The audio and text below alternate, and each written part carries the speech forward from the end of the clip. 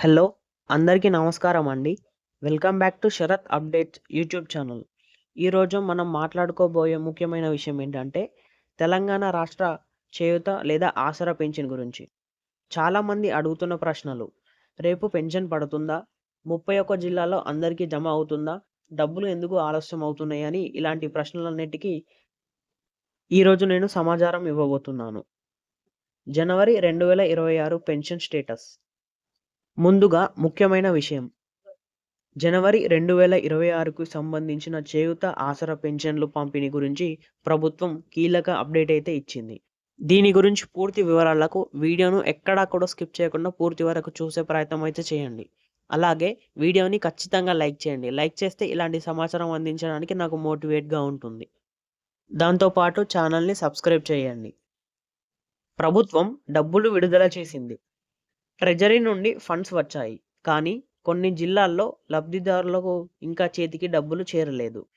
ఎందుకు ఆలస్యం జరుగుతుంది? ఇక్కడే అసలు సమస్య ఎదురవుతుంది. బ్యాంకులు మరియు పోస్టాఫీసుల్లో నగదు కొరత. ప్రత్యేకంగా సూర్యాపేట అలాగే నల్గొండ జిల్లాలో డబ్బులు రిలీజ్ అయినా క్యాష్ లేకపోవడం వల్ల పంపిణీ ఆలస్యం అవుతుంది. గుర్తుంచుకోండి, ఇది ప్రభుత్వం ఇవ్వడం ఆపేసింది అని కాదు. కేవలం బ్యాంకు లెవెల్ సమస్య మాత్రమే. కొన్ని చోట్ల జనవరి చివరి వారం వరకు నగదు రాలేదు అనే సమాచారం అయితే ఉంది. రేపు 31 జిల్లాలో ఈ పెన్షన్ జమ అవుతుందా? ఇప్పుడు అందరికీ కావాల్సిన అసలు సమాధానం, రేపు పెన్షన్ పడుతుందా? చాలా జిల్లాల్లో జమ అయ్యే అవకాశం అయితే ఉన్నట్టు తెలుస్తుంది. ముఖ్యంగా నగదు కొరత లేని జిల్లాలో. కానీ ఈ 31 జిల్లాలో ఒకేసారి అందరికీ పడుతుంది అనేది గ్యారంటీగా చెప్పలేం. ఎందుకంటే ప్రతి జిల్లాలో బ్యాంకు పరిస్థితి వేరు. పోస్టాఫీస్ క్యాష్ వేరు. అందుకే ఒక జిల్లాలో పడితే ఇంకొక జిల్లాలో ఆలస్యం కాకపోవచ్చు.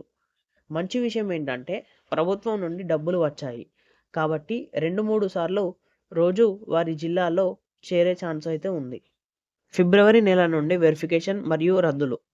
ఇప్పుడు ఇంకో ముఖ్యమైన విషయం. ఫిబ్రవరి నెల నుండి ప్రభుత్వం వెరిఫికేషన్ స్టార్ట్ చేసింది.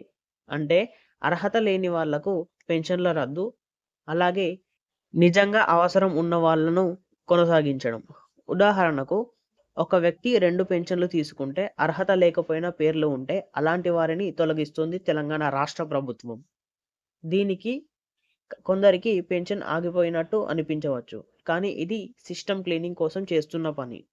ప్రస్తుతం పెన్షన్ మొత్తం ఎంత? ఇప్పుడున్న పెన్షన్ ఇలా ఉంది.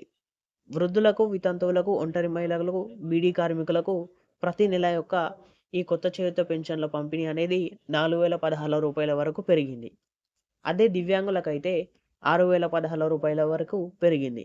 ఇవి ఇప్పటికీ అమల్లోనే ఉన్న మొత్తాలే. కొత్త దరఖాస్తులు.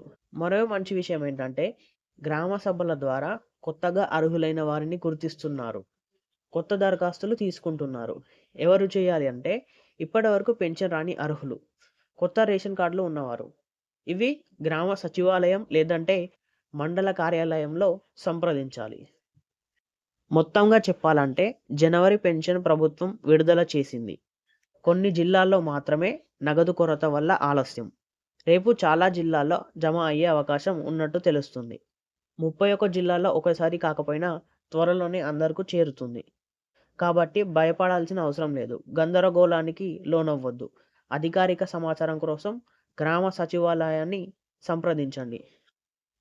ఈరోజు అయితే ఈ చేయూత పెన్షన్ల గురించి లేటెస్ట్ అప్డేట్స్. మరెన్నో వివరాల కోసం మన ఛానల్‌ని సబ్స్క్రైబ్ చేయండి. వీడియోలో కొంచెమైనా సమాచారం తెలుసుకున్నట్టు అనిపిస్తే ఖచ్చితంగా లైక్ చేసి ఛానల్‌ని సబ్స్క్రైబ్ చేయండి.